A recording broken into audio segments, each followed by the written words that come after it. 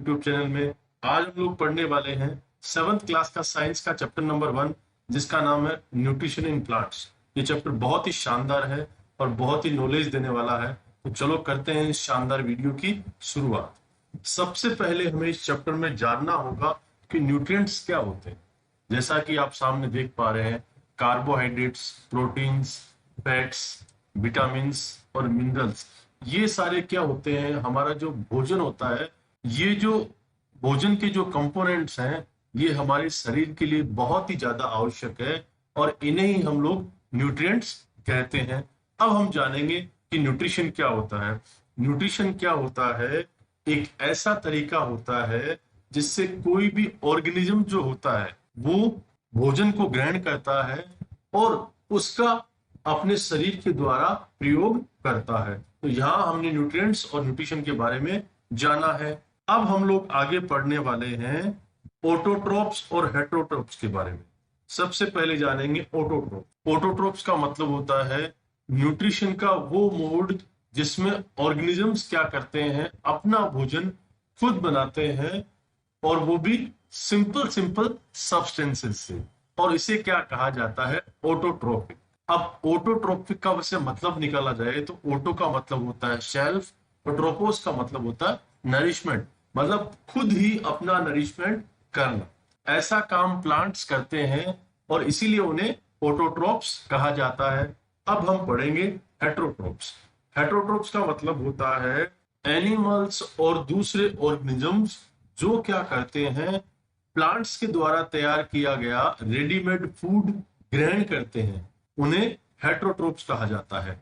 हेटरोट्रोप्स का मतलब जो अपने भोजन के लिए दूसरों पे डिपेंडेंट रहते हैं। अब हम पढ़ेंगे फोटोसिंथेसिस के बारे में, जो कि प्लांट्स में भोजन को बनाने का एक तरीका होता है। जैसा कि आप लोग जानते होंगे, लीव जो होती है वो प्लांट्स की फूड फैक्ट्रीज होती है और भोजन बनने का जो प्रोसेस है वो लीव्स में ही होता है। कार्बन डाइऑक्साइड को एयर से लिया जाता है और ये जो लीव्स होती हैं उनके छोटे छोटे जो टाइनी पोर्स होते हैं, उनके अंदर से ये अंदर चले जाते हैं। ये जो पोर्स होते हैं वो चारों तरफ से गार्ड सेल से घिरे हुए रहते हैं और इन पोर्स को हम लोग क्या कहते हैं? स्टोमेटा कहते हैं। यहाँ पे आपके सामने एक डायग्राम दिया गया है।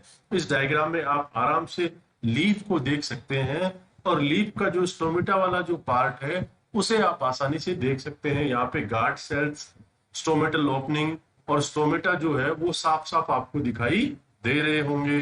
अब हम पढ़ेंगे सेल्स के बारे में। जैसा कि आप लोग जानते हैं कि किसी भी बिल्डिंग को बनाने के लिए ब्रिक्स की आवश्यकता होती है, उसी प्रकार से हमारा जो शरीर है उसको बनाने के लिए छोटी छोटी यूनिट्स की आवश्यकता होती है, जिन्हें हम क्या कहते हैं? सेल्स। सेल्स जो होती है उनको माइक्रोस्कोप के द्वारा देखा जा सकता है।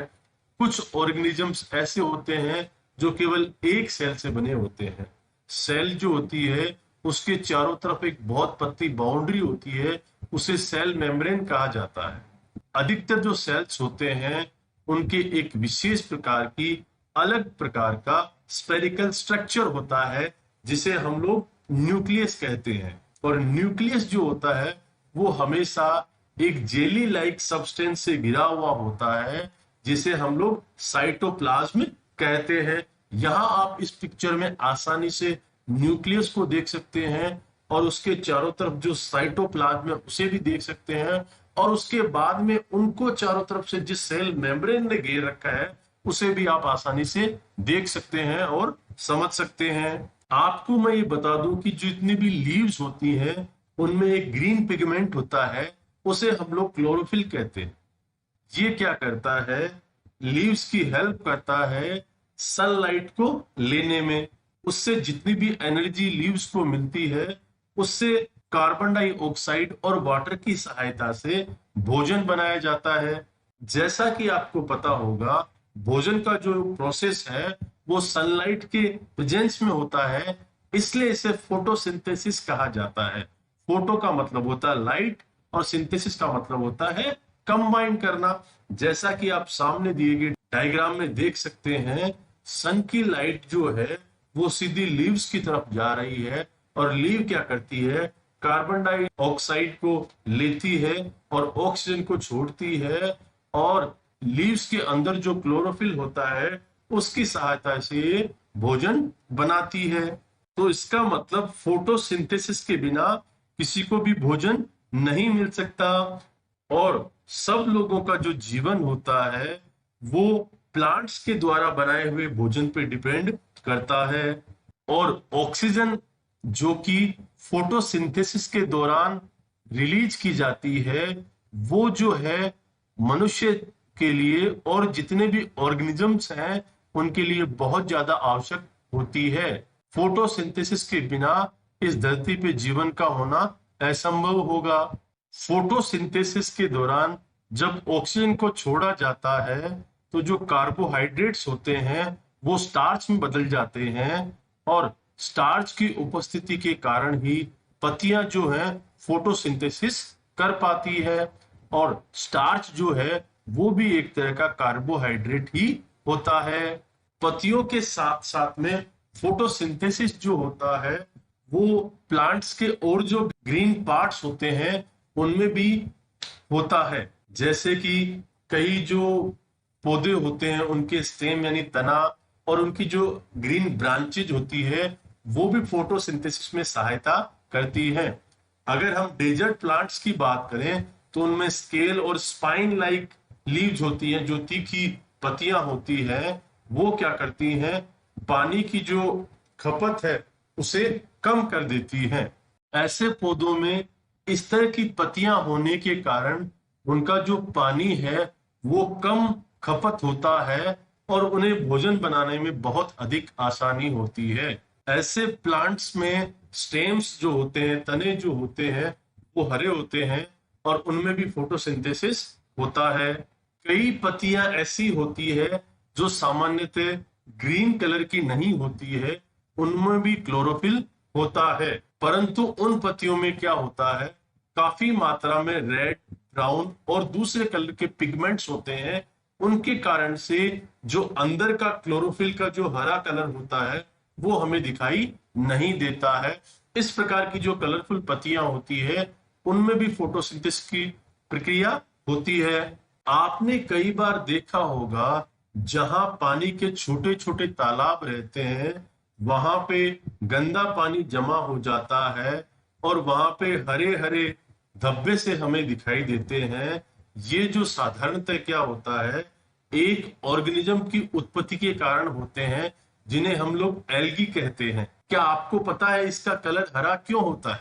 इसका कलर हरा होने का कारण उनका क्लोरोफिल होता है।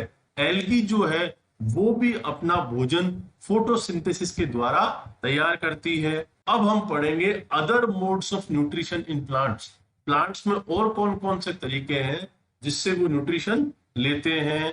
कुछ ऐसे प्लांट्स होते हैं जिनमें क्लोरोफिल नहीं होता, तो क्या वो अपना भोजन नहीं बनाते? वो कैसे जिंदा रहते हैं और उनमें न्यूट्रिशन कैसे होता है? मैं उनकी बात करूं तो जैसे ह्यूमंस होते हैं, एनिमल्स होते हैं, वो अपने भोजन के लिए प्लांट्स और अन्य पे डिपेंडेंट रहते हैं। उसी प्रकार से ये जो प्लांट्स होते हैं ये भी क्या होते हैं, अपने भोजन के लिए दूसरों पे डिपेंडेंट रहते हैं। जैसा कि आपको सामने एक पेड़ दिखाई दे रहा है, उस पेड़ पे आपको कसकटा या अमरबेल दिखाई दे रही है, जो क्या करती है, पत्तियों और तनों और शाखाओं के चारों तरफ लपट जाती है और इसके अंदर क्लोरोफिल नहीं होता है, लेकिन ये क्या करती है, ये जो प्लांट होता है उससे ये चिपकी हुई रहती है और उसी से वो अपना भोजन लेती है। जिस प्लांट पे ये चिपकी रहती है उसे होस्ट कहते हैं। और जैसा कि ये जो बेल होती है वो इस प्लांट से अपना भोजन प्राप्त करती है, तो इस बेल को पैरासाइट कहा जाता है। आप आसानी से सामने दिए गए डायग्राम में इस पेड़ को देख सकते हैं और उस पेड़ पे ये जो बेल दिखाई दे रही है उसे देख सकते हैं। ये बेल अपने खाने के लिए पूरी तरह इस पेड़ पे निर्भर रहती है। जिस तरह से मनुष्य, लोग और दूसरे ऑर्गेनिज्म भी अपने खाने के लिए दूसरों पे निर्भर रहते हैं। सामने आपको जो एक डायग्राम दिखाई दे रहा है उसमें पिक्चर यानी घड़े की तरह जो स्ट्रक्चर दिखाई दे रहा है, ये एक पत्ती का मॉडिफाइड पार्ट है। इसका जो ऊपरी हिस्सा होता है उसमें एक लिड का निर्माण होता है, ढक्कन का निर्माण होता है, जो क्या करता है, इस पिक्चर जैसे आकार का, घड़े जैसे आकार का मुंह बंद करने के लिए काम में लिया जाता है। इस पिक्चर के अंदर बड़े बड़े हेयर्स होते हैं जो ऊपर की तरफ आ जाते हैं। जब भी कोई इंसेक्ट इस पिक्चर के अंदर आता है तो उसका जो लिड है, उसका जो ढक्कन है, वो बंद हो जाता है और वो इंसेक्ट जो है अंदर होने वाले बालों में अटक जाता है और धीरे धीरे उस इंसेक्ट को इस पिक्चर के द्वारा डाइजेस्ट कर लिया जाता है।